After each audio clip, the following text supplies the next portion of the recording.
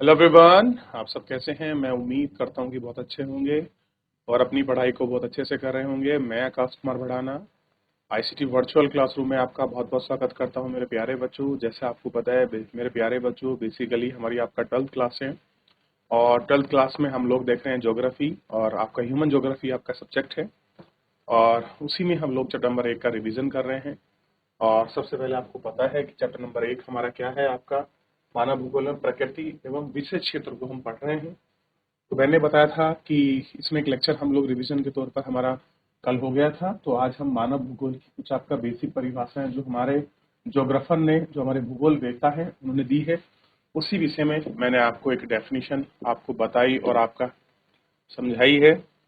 और यही है मानव भूगोल, मानव समाज धरातल के बीच का संश्लेषण अध्ययन है। ये वाली परिभाषा देखी। दूसरे पढ़ी मानव भूगोल स्थिर पृथ्वी और क्रियाशील मानव। तीसरी देखी सैंपल की परिभाषा। और चौथी देखी हमारी पृथ्वी को नियंत्रित करने वाले भौतिक नियम और उस पर रहने वाले जीवों के मध्य संबंध उत्पन्न होता है। ब्लास डी ब्लास की हमने परिभाषाओं को हमने पढ़ा और गौर करा है। और मानव भूगोल की प्रकृति क्या है, और उसके साथ हमने ये भी देखा कि आदिम मानव समाज और प्रकृति के बीच प्रबल शक्तियों का जो अंतर्दोहवाद की क्रिया थी, उसी को हमने पर्यावरण का निश्चयवाद कहा। ये आपको निश्चितवाद की जो आपकी थ्योरी है, ये आपको क्लियर होनी चाहिए, ठीक है, ताकि अगर कभी इसमें से क्वेश्चन बन जाए तो आपको कंफर्म रहे कि क्या इसकी थ्योरी है, ये हमको देखना है। ठीक है, इतना आप ध्यान दीजिए। मानव का प्राकृतिकरण क्या है, इन सबको आप अच्छे से गौर करके देख लेंगे। और दूसरा हमने देखा कि पहले विद्वानों में संभाव्यतावाद का आपका नाम दिया गया है। क्या है संभावनावाद? तो हमने इसको पढ़ा कि सबसे पहले आप देखिए कि जो भी हमारी उच्च भूमि है, विश्राम स्वास्थ्य स्थल है, चारगाह, तटीय समुद्र मार्ग का जो आंतरिक उपग्रह इत्यादि, ये पहले विद्वान इसे संभावनावाद का नाम देते थे। जो चीज हमको मिली है उनको हमने क्या कह दिया, संभावनावाद के रूप में उनको व्यक्त किया दिखा। और धीरे धीरे मानव ने कैसे प्राकृतिकरण किया, इन सबको हमने पढ़ा। फिर हमने आपका भूगोल वेत्ता ग्राफिक आपका टेलर की जो नई संकल्पना उन्होंने प्रस्तुत की थी कि पर्यावरण निश्चितवाद और संभावनावाद को उन्होंने मिश्रित करते हुए आपका नव निश्चितवाद अथवा रुको और जाओ की थ्योरी दी। रुको और जाओ को उन्होंने एक्सप्लेन किया। जिस तरह से रेड लाइट रुकने का संदेश होती है, हरी आपका जाने का, और येलो रेड और ग्रीन के बीच का समय है जो आप देखते हैं। तो इसी को हमने कहा रुको और जाओ। तो ऐसे ही हमारे पर्यावरण के साथ भी होना चाहिए। उसी थ्योरी को इन्होंने आगे आगे बढ़ाया, कंटिन्यू की। एक और ये सारी चीजों को हमने देखा। आरंभिक उपनिवेश युग को हमने पढ़ा। अन्वेषण और वितरण से क्या संबंधी है, सामाजिक और व्यापारिक रुचियों के खनिज अन्वेषण में क्या है, इन सभी चीजों को आकर हमने पढ़ा। ठीक, देख लिया। चलिए, ये कुछ वो दौर और टाइम पीरियड थे जिनको हमने आपका देखा आपका, और इन पर हमने एक एक करके आपकी बात दी। ठीक है, मानव भूगोल के उपक्षेत्रों को हमने पढ़ा और आज हम लोग इसी मानव भूगोल का जो उपक्षेत्र है उसी पर हम लोग बात कर रहे हैं। और इसी पर बात करते हुए मानव भूगोल के जो क्षेत्र हैं, सामाजिक आपका भूगोल में कौन कौन से आते हैं। तो सामाजिक भूगोल का उपक्षेत्र अगर आपको देखना है तो ध्यान दीजिए कौन कौन से उपक्षेत्र हैं। सबसे पहले आपको पता होना चाहिए व्यवहारिक भूगोल है। इसमें ही आपका सामाजिक कल्याण भूगोल है, इसी में अवकाश, इसी में सांस्कृतिक, और इसी में लिंग भूगोल है, और इसी में ऐतिहासिक, और इसी में चिकित्सा भूगोल है। ये सारे इस भूगोल के ही पार्ट हैं। और सामाजिक विज्ञानों के सहयोगी अनुशंसकों के प्रश्न तक हम सामाजिक विज्ञान किसे कहते हैं, मनोविज्ञान किसे कहते हैं, कल्याण अर्थशास्त्र किसे कहा जाएगा, समाजशास्त्र क्या है, मानव विज्ञान क्या है, समाज शास्त्र में मानव महिला इसको, और ऐतिहासिक में हम भूगोल के जो इतिहास है उसको पढ़ेंगे, और स्वास्थ्य में हम लोग महामारी का जो विज्ञान है उसको पढ़ेंगे। क्लियर है। सांस्कृतिक में आपका मानव विज्ञान को पढ़ेंगे, और अवकाश में आपका जो समाज शास्त्र है ज्योग्राफी का, उसको हम लोग देखेंगे। तो यानी कि भूगोल में भी कुछ पार्ट हैं, सब पार्ट। क्लियर है।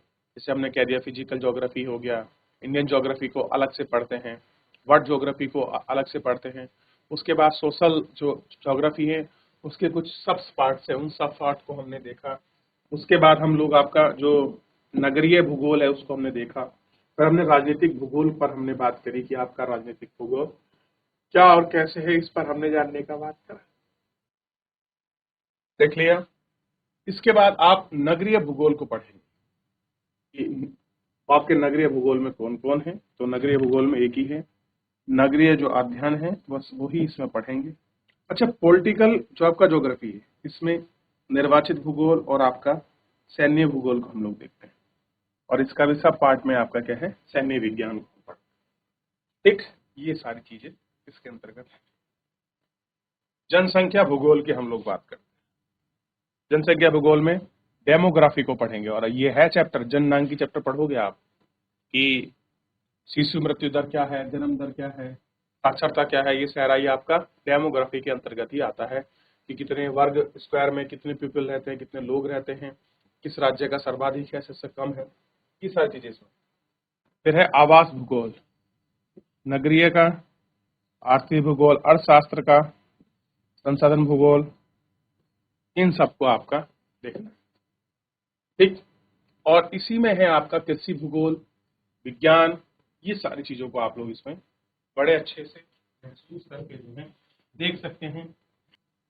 ठीक है, तो यहीं पर हम लोग आपका बात करेंगे एक एक करके सारी चीजें क्या हैं और किस प्रकार से होती हैं, ताकि हम पढ़ सकें कि इनको हम कैसे आपका रिलेट करके देखते हैं एक दूसरे को। ठीक है, इसी के साथ हम लोग इसमें जो है आपका बात भी करेंगे। देख लिया आपने?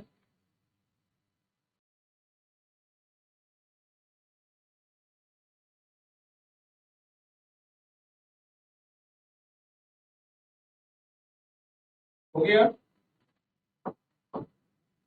चलिए एक बार पूरे को लास्ट देख लीजिए, फिर हमको इसमें लिखना शुरू करते हैं।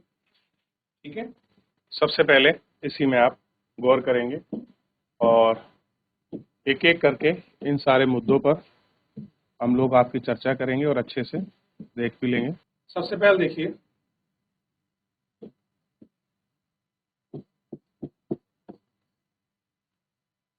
भूगोल। भूगोल को देखिए, पृथ्वी का मानव आवास के रूप में आता है। भूगोल में क्या है बेसिकली,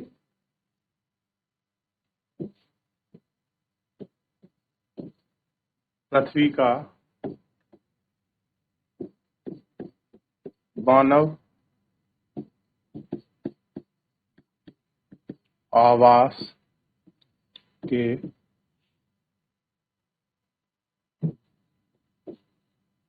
रूप में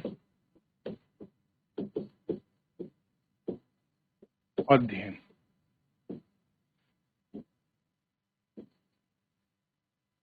ठीक है,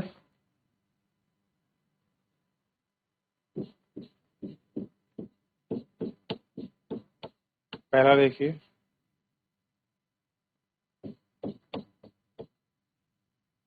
भौतिक भूगोल, विभिन्न प्रदेशों का भौतिक पर्यावरण का अंतर।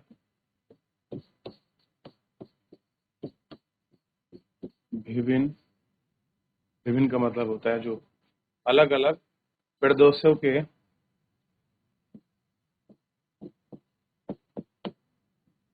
प्रदेशों का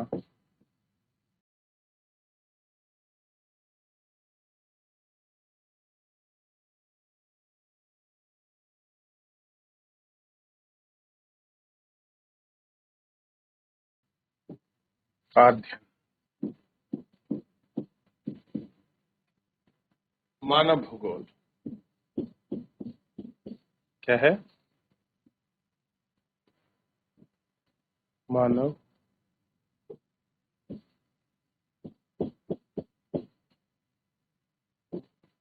मानव भूगोल, भौतिक पर्यावरण और मानव जगत।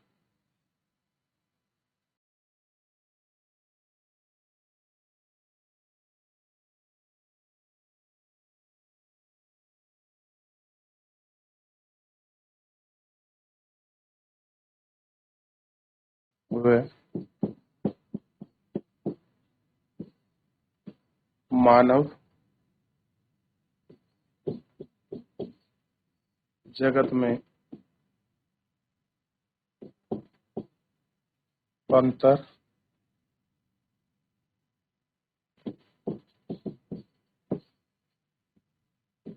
संबंध। ठीक, ये आपको देख लीजिए।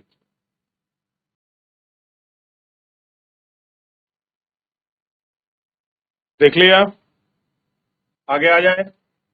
चलिए,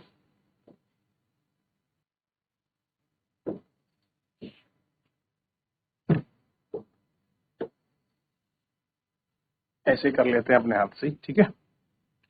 सबसे पहले यहां लिखेंगे मानव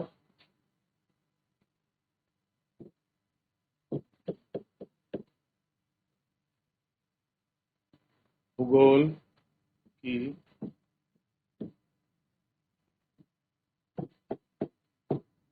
प्रकृति।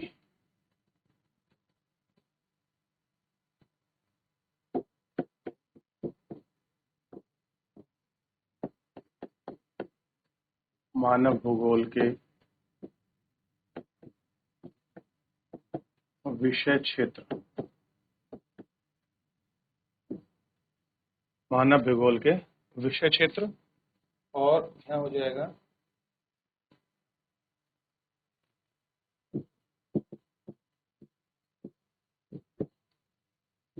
अध्ययन की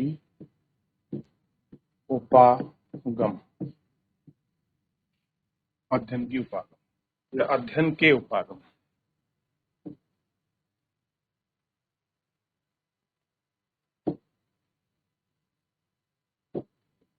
अध्ययन के उपागम। देखिए, इसी में पहला पॉइंट है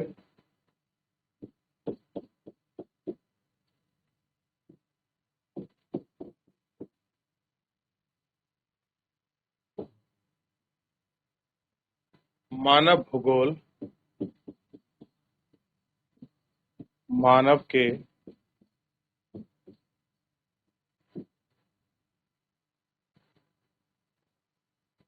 केंद्र विज्ञान है। केंद्र विज्ञान है।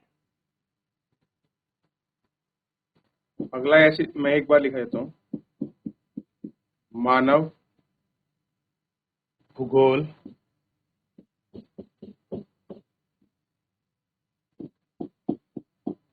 मानव परिस्थिति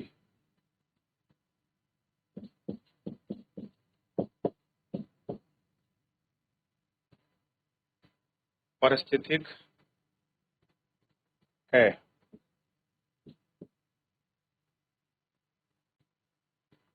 मानव भूगोल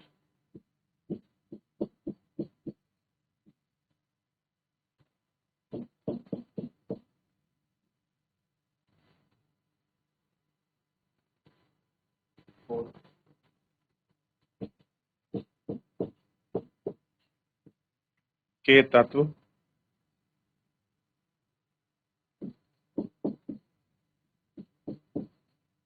पार्थिव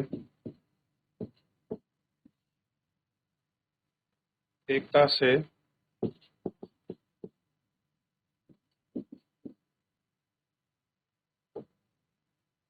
संबंधित हैं।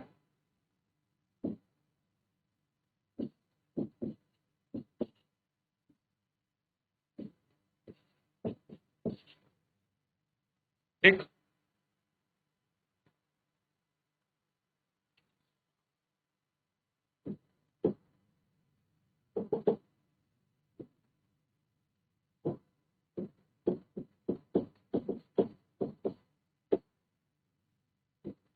जनसंख्या एवं क्षमता का अध्ययन। जनसंख्या एवं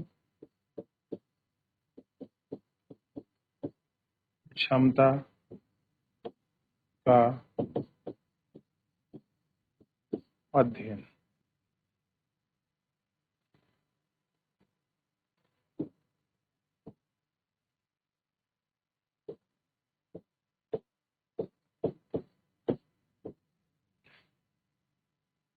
प्रदेश संसाधनों का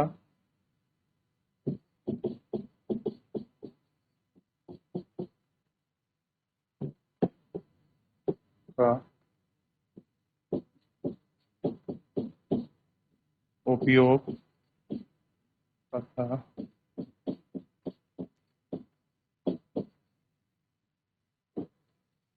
मानचित्र चित्रों का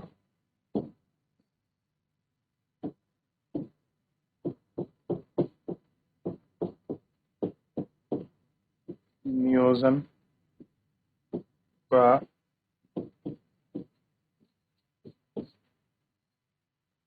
का देख लिए क्षेत्रीय उपागम। अब क्षेत्रीय उपागम से आगे बढ़ते हैं। अब व्यवहार परख करते हैं।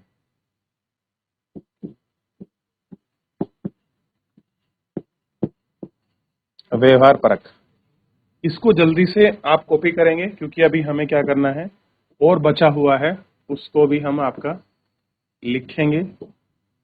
इसी के लिए हमको लिखना है, तो अभी और बचा हुआ है उसको लिखेंगे। ठीक, चलिए जल्दी मैं करा देता हूं। तो यहाँ करते हैं मानव भूगोल की मानव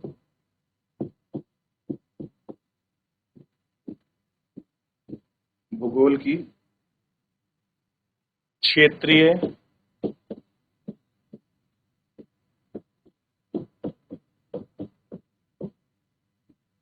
विभिन्नता, क्षेत्रीय विभिन्नता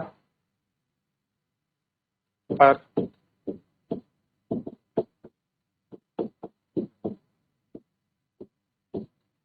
आधारित है। फिर यहाँ क्या है, सांस्कृतिक वातावरण,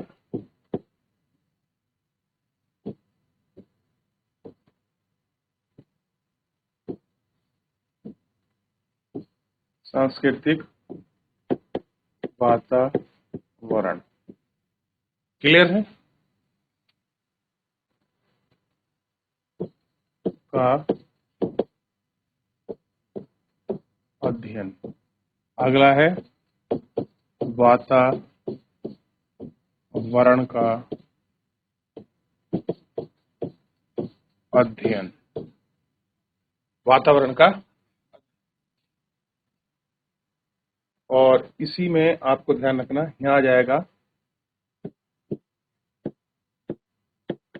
कल्याण परक उपागम। कल्याण परक उपागम, ठीक। और इसके बाद आएगा आपका तंत्र उपागम। तंत्र उपागम, चलिए आप इनको कॉपी करिए।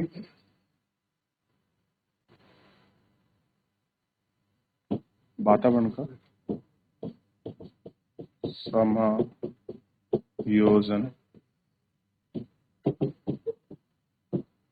अध्ययन।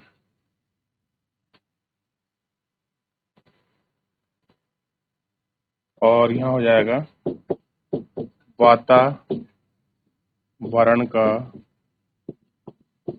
समायोजन कालिक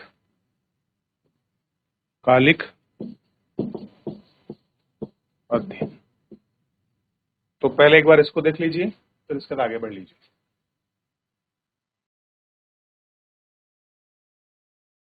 हुआ, चलिए कुछ मानव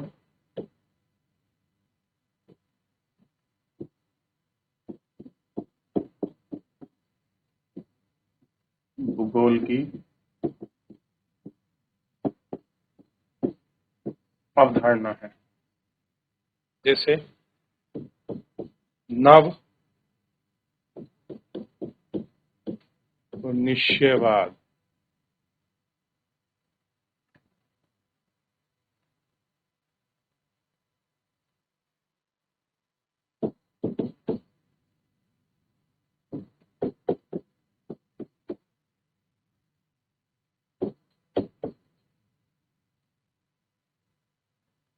संभावनावाद,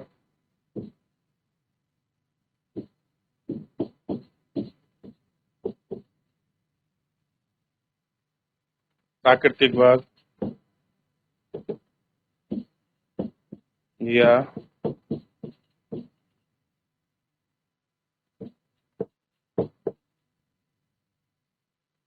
निश्चयवाद, मानवतावादी,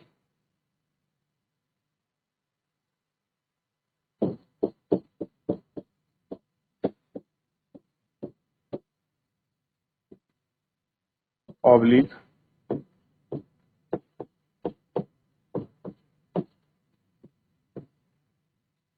कल्याणवादी,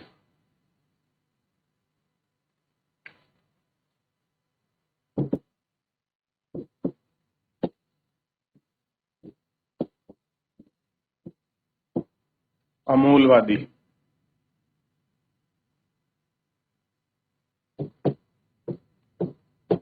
व्यवहार,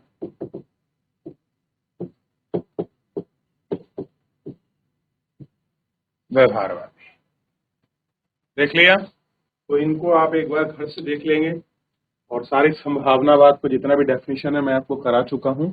थोड़ा पढ़िए, इनमें से एक नए का आपकी बोर्ड परीक्षा के लिए बड़ी इंपॉर्टेंट है। 12th में आप एक बार देख लेना, बोर्ड एग्जाम के लिए, ठीक है? याद रखिए, ठीक? इनको देख लें। तो फिलहाल आज का इतना ही करते हैं, नेक्स्ट लेक्चर में मिलेंगे नए चैप्टर के साथ। धन्यवाद।